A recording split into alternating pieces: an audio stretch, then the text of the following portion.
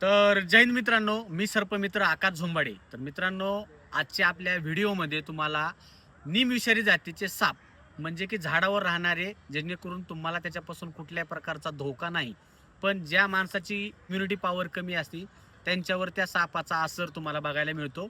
आणि मित्रांनो, तो व्हिडिओ तुम्ही शेवटपर्यंत बघत राहा. महाराष्ट्रामध्ये आढळणारे जे मध्यम विषारी जातीचे साप ते दोन कलरमध्ये बघायला मिळतात. एक ग्रीन म्हणजे त्याला मराठीमध्ये हरणटोळ, आणि दुसरा जो आहे तो ब्राऊन कलर मध्ये बघायला मिळतो, त्याला कॅट या नावाने ओळखलं जातं. या सापाची तुम्ही थोडी डिझायनिंग बघू शकता की पूर्णपणे ब्राऊन, त्याच्या अंगावर ब्लॅक ब्लॅक कलरच्या लाइनिंग, आणि जवळपास हा साप 4 फुटापर्यंत सहजपणे वाढू शकतो.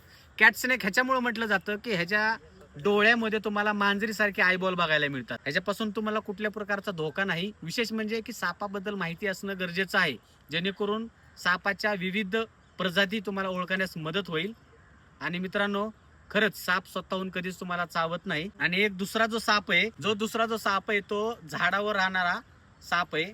आणि झाडाच्या पाल्यामध्ये हा साप सहजपणे ओळखता येत नाही, कारण निसर्गाची देण आहे की त्याचा जो कलर आहे तो पाल्यामध्ये मॅच होतो. ते ह्याला वाईन स्नेक आणि मराठीमध्ये हरणटोळ. ह्या पण सापाचे जी डोळे आहेत, आयबॉल आहे, ते तुम्हाला आडव्या कलरचे आयबॉल तुम्हाला बघायला मिळतात. आणि सर्व सापामध्ये सर्वात जास्त सुंदर दिसणारा हा साप आहे. ह्याचं जे भक्ष्य म्हणजे की झाडावरचे पाली, सरडे, पक्ष्यांची अंडे हा खातो.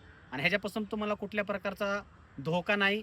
ह्याचं बी जे वेनम असतं ते सायटोटॉक्सिक नावाचं वेनम असतं. ज्या माणसाची ह्युमिनिटी पॉवर कमी आहे, इन केस त्या माणसाला जर ह्या सापाची बाईट झाली तर त्याच्यावर तुम्हाला सिम्पटम दिसायला चालू होत्यात.